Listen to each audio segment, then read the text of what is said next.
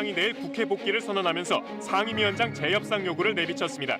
공수처 출범과 각종 현안에 대한 국정조사, 일하는 국회법 등을 놓고 7월 임시국회에서도 여야 격돌이 예상됩니다.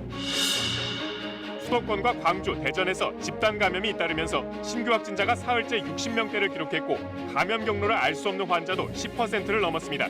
방역당국은 전국적으로 거리 두기를 강화할 수준은 아니라고 밝혔습니다.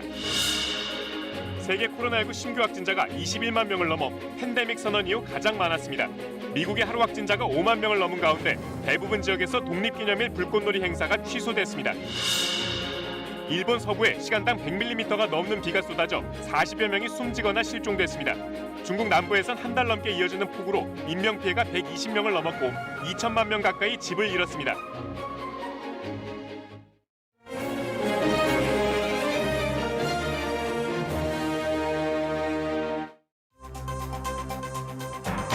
코로나19의 하루 확진자가 사흘 연속 60명을 넘긴 가운데 초등학생들의 감염도 잇따랐습니다.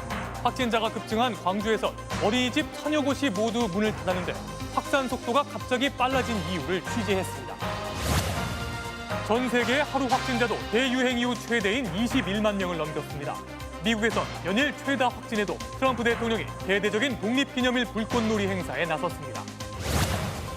부산 해운대에선 주한미군 등 외국인들이 행인들을 향해서까지 마구 폭죽을 쏴 신고가 빗발쳤습니다. 화약 냄새 때문에 눈물 날 정도로 그렇게 맛있었어요. 경찰이 말려도 무시하고 계속 폭죽을 터뜨리기도 했던 상황을 취재했습니다. 팀 닥터로 불리며 고 최숙현 선수를 폭행한 것으로 알려진 안모 씨가 평소 자신이 외국 의사 면허가 있다고 주장했다는 증언이 나왔습니다. 숨진 최 선수의 동료들이 내일 회견을 여는데 어떤 피해 사실을 밝힐지 알아봤습니다.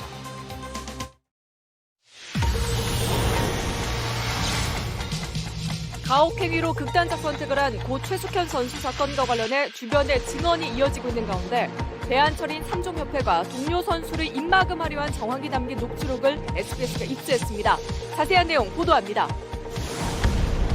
수도권과 광주, 대전 등에서 집단 감염이 이어지면서 코로나19 신규 확진자가 사흘 연속 60명을 넘었습니다. 광주에 이어 전라남도도 방역 단계를 사회적 거리두기 2단계로 격상했고 광주는 3단계 격상도 검토하고 있습니다. 자가 격리 기간에 미국을 다녀온 20대 여성이 뒤늦게 경찰에 고발됐습니다. 출국 당시 공항에서 아무런 제지를 받지 않은 것으로 나타났습니다. 3살 여아가 쓰레기 더미가 가득한 집에서 언어폭력을 당하고 있다는 주민신고가 접수돼 경찰이 아동학대 혐의로 수사에 나섰습니다.